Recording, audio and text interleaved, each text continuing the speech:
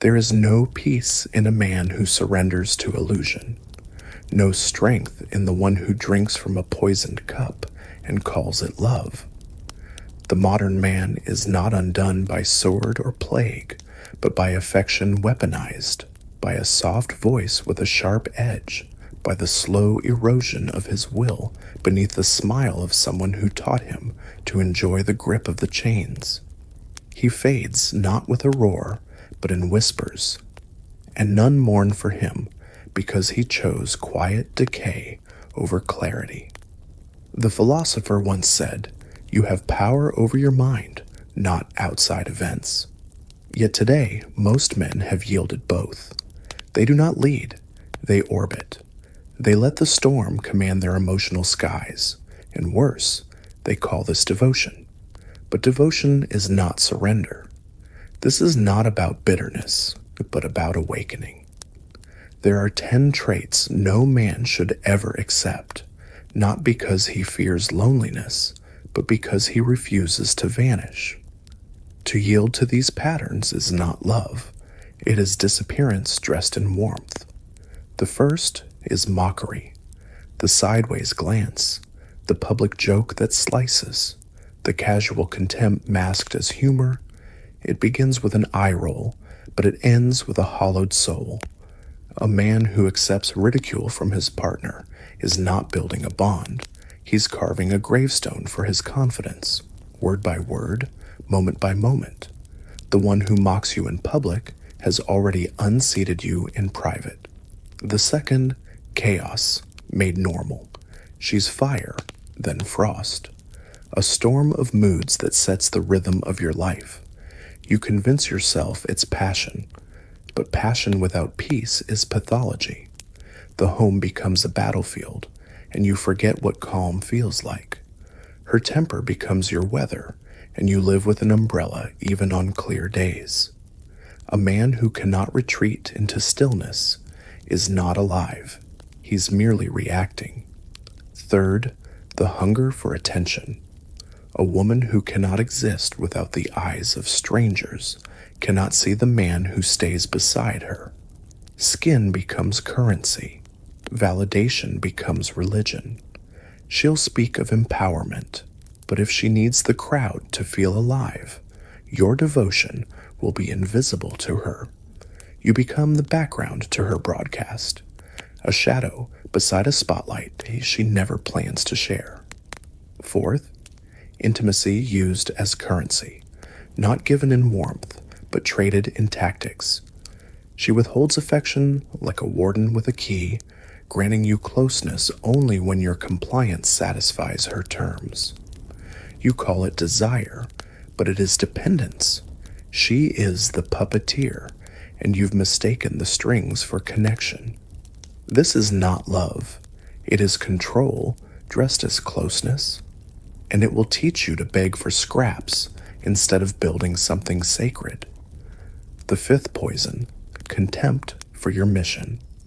She laughs at your focus, interrupts your progress, dismisses your discipline.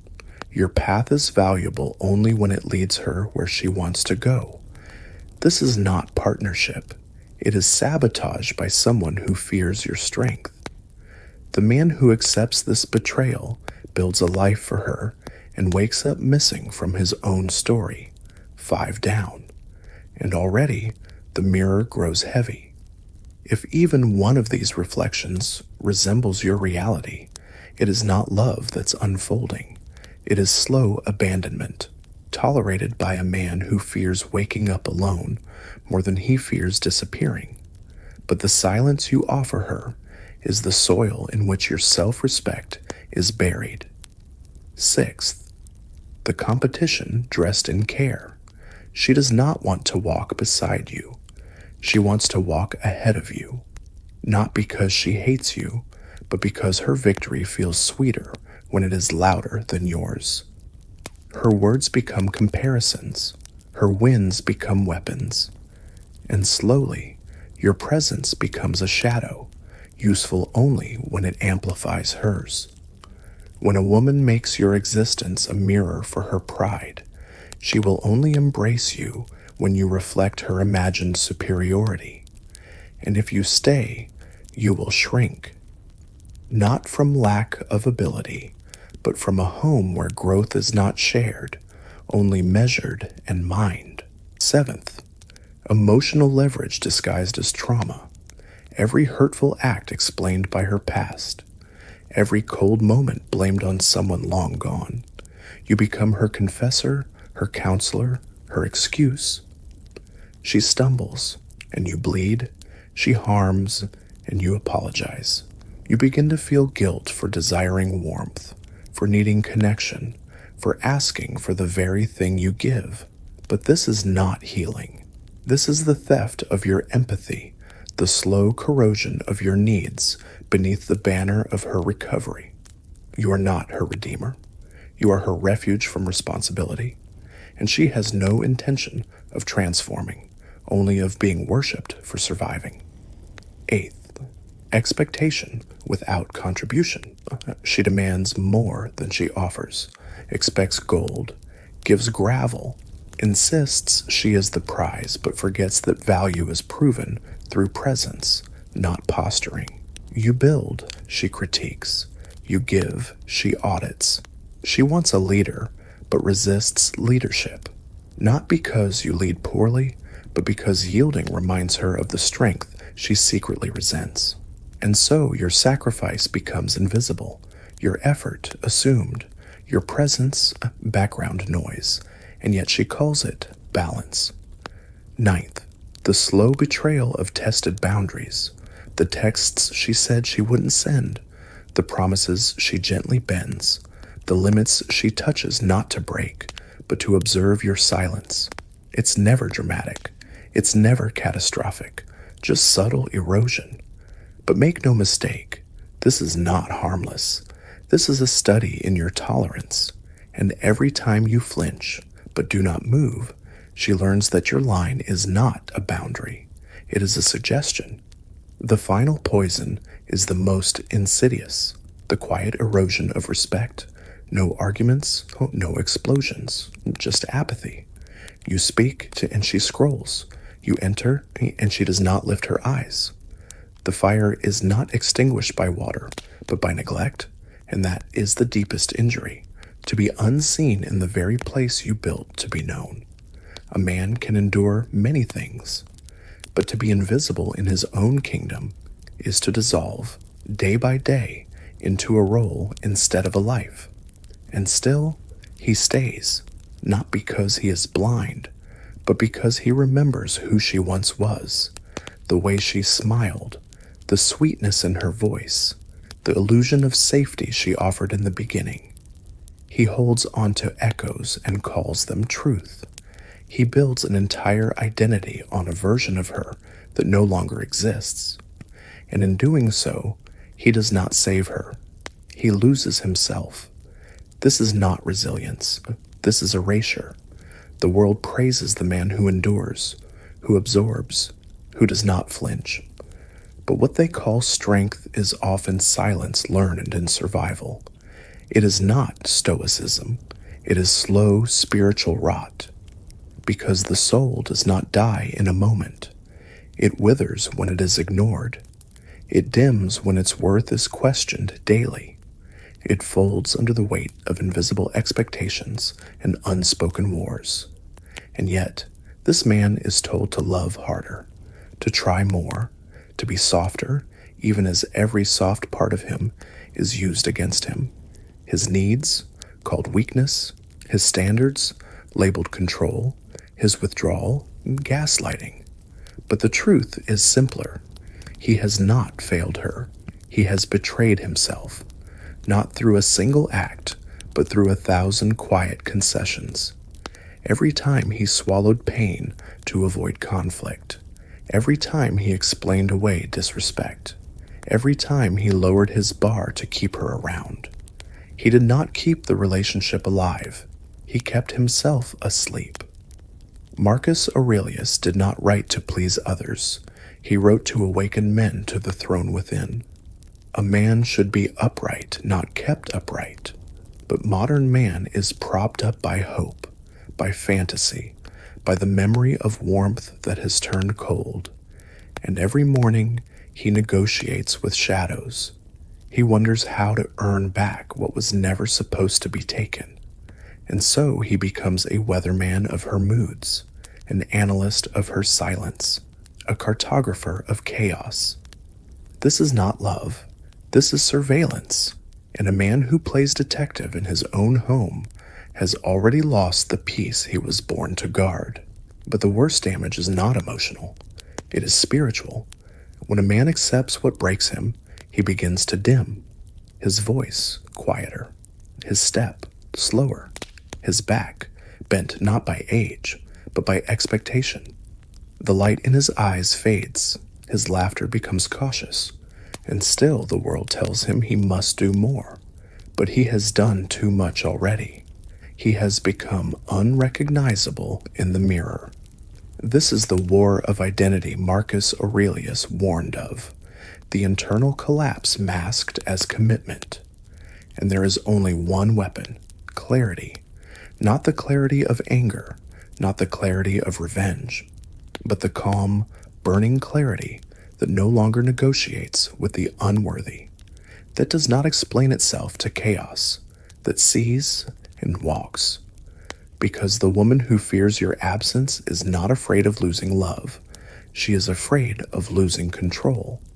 And when control slips, you will see her true face, the panic, the twisting of facts, the rewriting of history, the sudden affection that was absent for years. Do not be fooled, Seki, that is not transformation. It is strategy. And it only works if you forget what you've seen. But the man who sees clearly will not raise his voice. He will not write long messages. He will not beg to be understood. He will simply act. And his stillness will terrify her more than any outburst ever could. Because it is not cruelty, it is awakening. This is the birth of the man she never thought he'd become. Not cruel, not cold, just untouchable. Not because he's hardened, but because he's healed. He has stopped needing her validation to define his worth. He no longer craves her apology to find closure.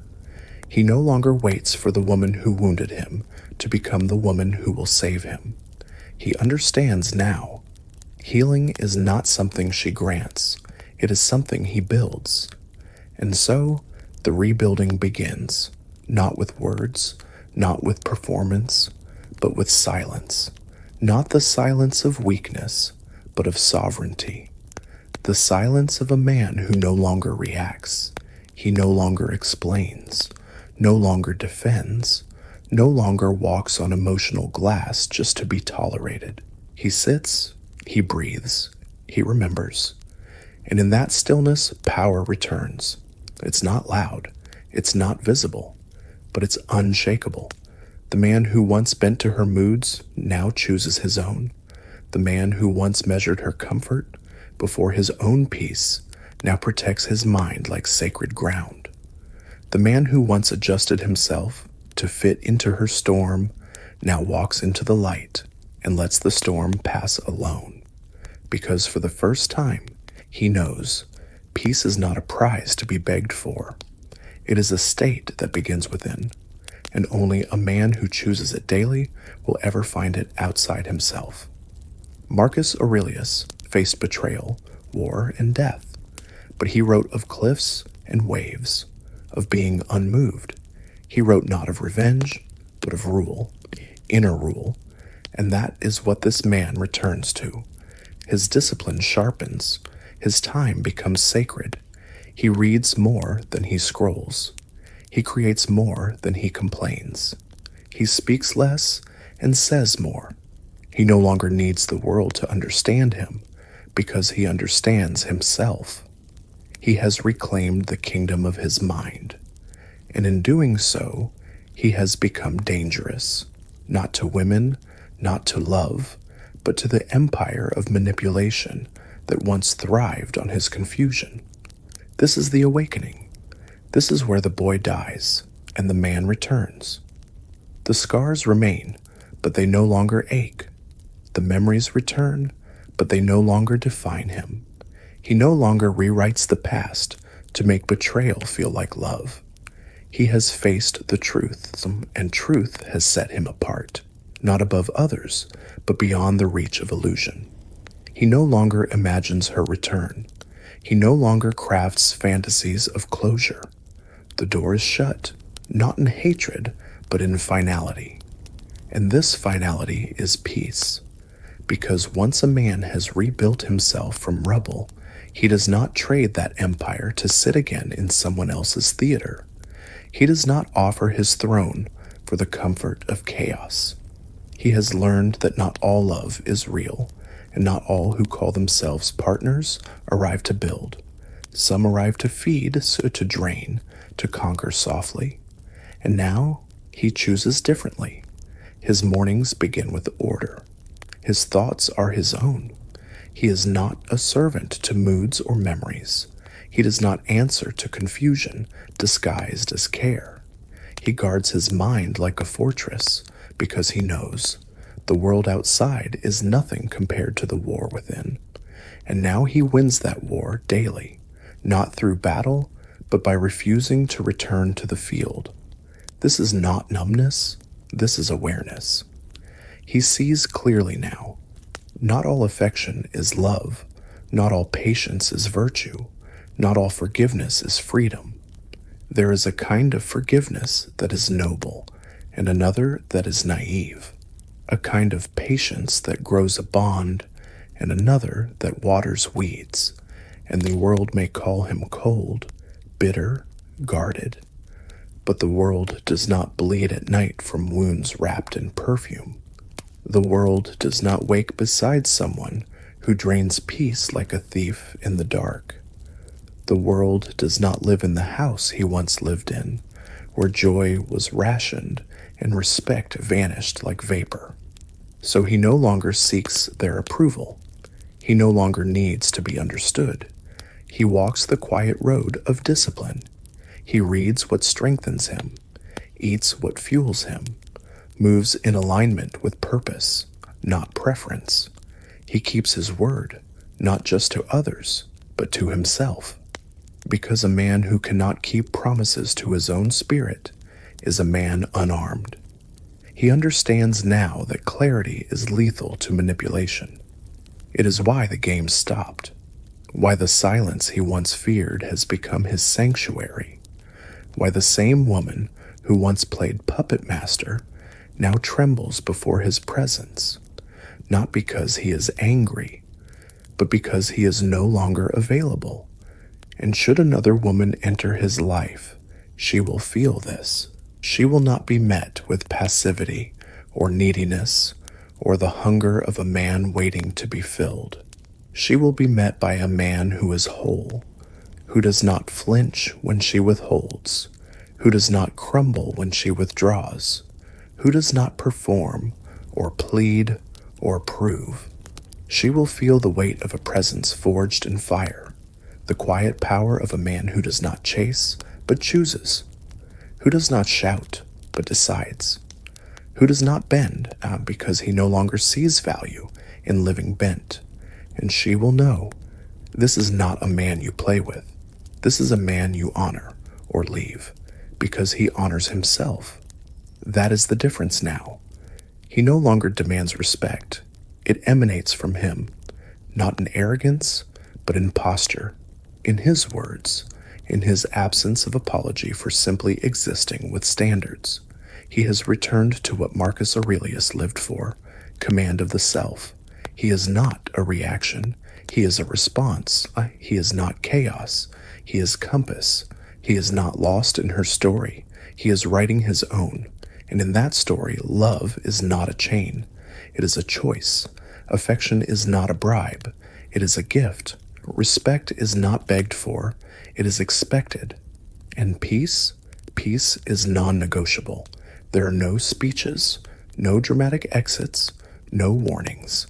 Just a man who rises early, walks in truth, speaks with restraint, and leaves quietly when honor is no longer served. This is the gospel now. A man who remembers who he is does not fear losing someone who forgot. A man who commands himself no longer begs to be understood. A man who chooses clarity over chaos becomes a mountain, and the storm that once moved him now breaks against his silence. This silence is not emptiness. It is sacred. It is the chamber in which he sharpens himself, the temple in which he rekindles his fire, the space where noise dies and power is reborn. And to every man who is still in the storm, know this: you were not born to dissolve in confusion. You were not born to tolerate what wounds you and call it love. You were not born to perform your worth to someone who only applauds control. You were born to stand, to rule, to rebuild. And the rebuilding begins not with rage, but with refusal. Refusal to participate in your own disappearance. Refusal to negotiate with what has already broken you. Refusal to confuse suffering with loyalty. You were not made to be anyone's rehabilitation project. You were not designed to bleed for applause. You were built to rise, to lead, to become unshakable. So rise. Build your mind like a fortress. Guard your spirit like a throne. And let your presence speak where words are no longer necessary. Marcus Aurelius still speaks, not in stone, but in echo. Not from a throne, but through the mirror. He speaks through discipline, through courage, through every man who finally sees. And if these words stirred something within you, you already know. You are not alone, but the choice is yours. Rise now or remain. Rule yourself or be ruled. Honor the fire within you, or keep dimming it for those who never intended to stay warm. The empire begins again, in you, right now.